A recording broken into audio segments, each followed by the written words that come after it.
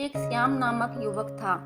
स्वभाव का बड़ा ही शांत एवं सुविचारों वाला व्यक्ति था। उसका छोटा सा परिवार था जिसमें उसके माता पिता, पत्नी एवं 2 बच्चे थे। सभी से वो बेहद प्यार करता था। इसके अलावा वो कृष्ण भक्त था और सभी पर दया भाव रखता था। जरूरतमंद की सेवा करता था, किसी को दुख नहीं देता था। उसके इन्हीं गुणों के कारण श्री कृष्ण उससे बहुत प्रसन्न थे और सदैव उसके साथ रहते थे। और श्याम अपने कृष्ण को देख भी सकता था और बातें भी करता था। इसके बावजूद उसने कभी ईश्वर से कुछ नहीं मांगा। वह बहुत खुश रहता था क्योंकि ईश्वर हमेशा उसके साथ रहते थे, उसे मार्गदर्शन देते थे। श्याम भी कृष्ण को अपने मित्र की तरह ही पुकारता था और उनसे अपने विचारों को बांटता था। एक दिन श्याम से पिता की तबीयत अचानक खराब हो गई। उन्हें अस्पताल में भर्ती किया गया। उसने सभी डॉक्टर्स के हाथ जोड़े, अपने पिता को बचाने की मिन्नतें की, लेकिन सभी ने उससे कहा कि वो ज़्यादा उम्मीद नहीं दे सकते और सभी ने उसे भगवान पर भरोसा रखने को कहा। तभी श्याम को कृष्ण का ख्याल आया और उसने अपने कृष्ण को पुकारा। कृष्ण दौड़े चले आए। श्याम ने कहा, मित्र, तुम तो भगवान हो, मेरे पिता को बचा लो। कृष्ण ने कहा, मित्र, ये मेरे हाथों में नहीं है। अगर मृत्यु का समय होगा तो तय होना है। इस पर श्याम नाराज हो गया और कृष्ण से लड़ने लगा। गुस्से में उन्हें कोसने लगा। भगवान ने भी उसे बहुत समझाया पर उसने एक न सुनी।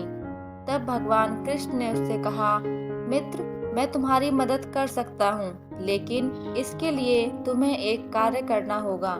श्याम ने तुरंत पूछा, कैसा कार्य?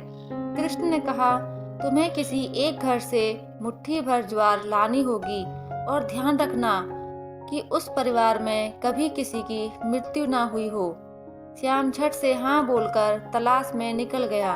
उसने कई दरवाजे खटखटाए। हर घर में ज्वार तो होती, लेकिन ऐसा कोई नहीं होता जिनके परिवार में किसी की मृत्यु ना हुई हो। किसी का पिता, किसी का दादा, किसी का भाई, माँ, काकी या बहन। 2 दिन तक भटकने के बाद श्याम को ऐसा एक भी घर नहीं मिला। तब उसे इस बात का एहसास हुआ कि मृत्यु एक अटल सत्य है। इसका सामना सभी को करना होता है। इससे कोई नहीं भाग सकता। और वो अपने व्यवहार के लिए कृष्ण से क्षमा मांगता है और निर्णय लेता है जब तक उसके पिता जीवित हैं उनकी सेवा करेगा। थोड़े दिनों के बाद श्याम के पिता स्वर्ग सिधार जाते हैं। उसे दुख तो होता है, लेकिन ईश्वर की दी उस सीख के कारण उसका मन शांत रहता है। दोस्तों, इसी प्रकार हम सभी को इस सच को स्वीकार करना चाहिए कि मृत्यु एक अटल सत्य है। उसे नकारना मूर्खता है। दुख होता है, लेकिन उसमें फंस जाना गलत है, क्योंकि केवल आप ही उस दुख से पीड़ित नहीं हैं, अपितु संपूर्ण मानव जाति उस दुख से रूबरू होती ही है। ऐसे सच को स्वीकार कर आगे बढ़ना ही जीवन है। कई बार हम अपने किसी खास के चले जाने से इतने बेबस हो जाते हैं कि सामने खड़ा जीवन और उससे जुड़े लोग हमें दिखाई ही नहीं पड़ते। ऐसे अंधकार से निकलना मुश्किल हो जाता है।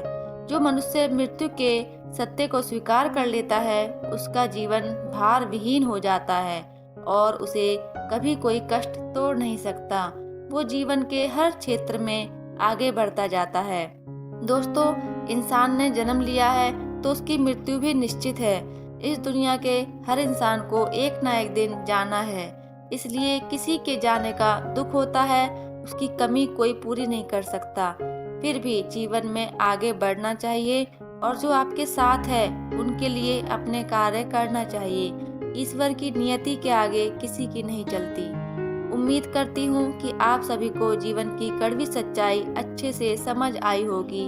दोस्तों, आगे भी ऐसी सीख भरी कहानियाँ सुनने के लिए मेरे चैनल को सब्सक्राइब करें और बेल आइकन पर क्लिक करके ऑल नोटिफिकेशन ऑन कर लें, जिससे आपको सबसे पहले नोटिफिकेशन मिलती रहे। धन्यवाद।